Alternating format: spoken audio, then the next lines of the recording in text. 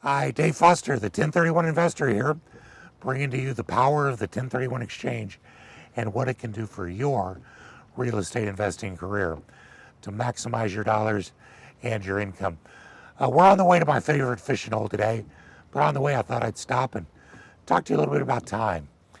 We talked about how you can need to marginalize to get time so that you can enjoy the money that you're making off your real estate careers. Another aspect of time that isn't quite so fun is probably the element of the 1031 exchange that causes the greatest amount of angst among investors. And that is that when you're doing a 1031 exchange, it's a very specific process with some very specific and rigid calendars. From the day that you close the sale of your old property, you only have 45 more days to identify your potential replacements. And here's the problem. At the end of day 45, that list becomes set in stone and you cannot change it anymore. You're stuck with what's on that list. Well, let's think about the market that we've been in for quite a while.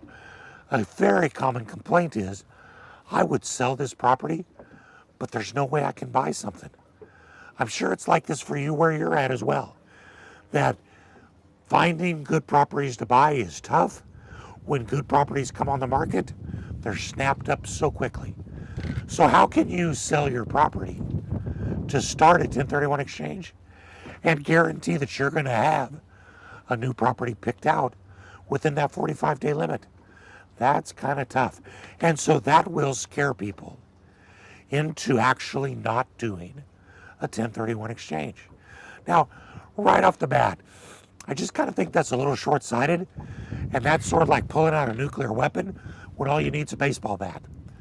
Because even if it is hard to find a potential replacement property, there's no penalty at all for starting a 1031 exchange and not completing it.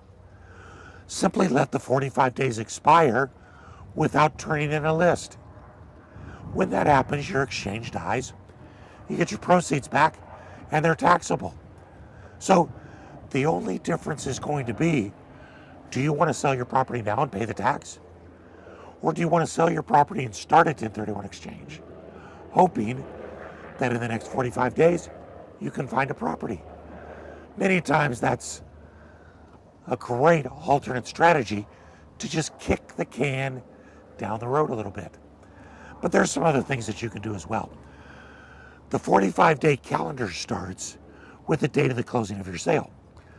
But if you want to do like Scott did, who's just finishing up his exchange, where he sold one property and he's buying 4 smaller single-family rentals.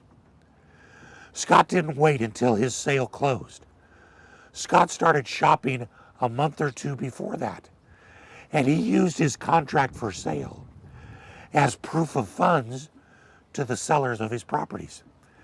And that contract, combined with some very generous earnest money put down, allowed him to get into contract for his new properties before his old property had even closed. So that what we just did for him was literally close the sale of his old property, followed 2 days later by the close of all those purchases. That's a great way that Scott used to mitigate the angst of the 45-day list. So, shop early, shop hard, be focused. Use contingencies if it will help you. Try to get under contract before your old property closes. And if nothing else, just remember that really the worst case you're going to have is going to be that you pay the tax. So the later you can wait to pay that tax, the better off you are. Don't let time scare you with a 1031 exchange. The opportunities are still going to be there, and the benefit is way too powerful to just give up easily. Because remember, at the end of the day, if you've positioned your 1031s well, you're going to be sitting on that deck under one of those umbrellas, toasting your success in using the government's money to finance your real estate investing. And that's the power of the 1031 exchange.